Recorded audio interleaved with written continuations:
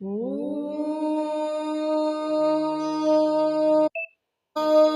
सूर्याय नमः। ॐ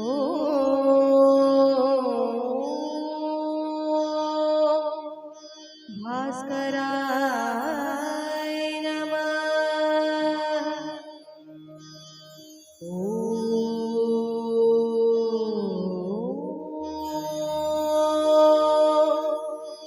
गंगाय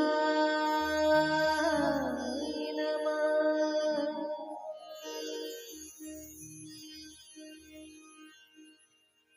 जोड़े जोड़े फलवा सूरज देव घटवा पे तिवई चढ़ावे हो।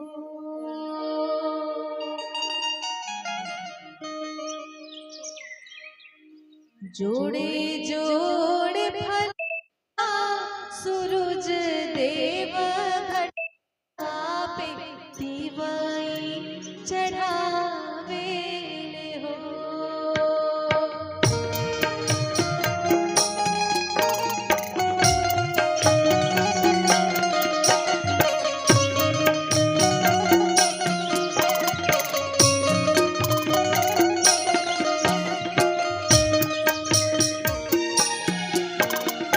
जोड़े जोड़े फलवा सूरज देव घटवा पे तिवई चढ़ावे हो। जल बीच खड़ा होई दर्शन रा असरा लगावे हो।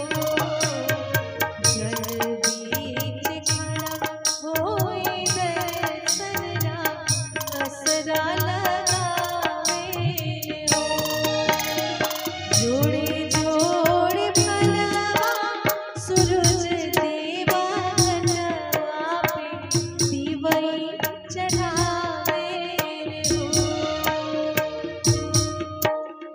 जोड़े जोड़े फलवा सूरज देव घटवा पे तिवई चढ़ावे हो।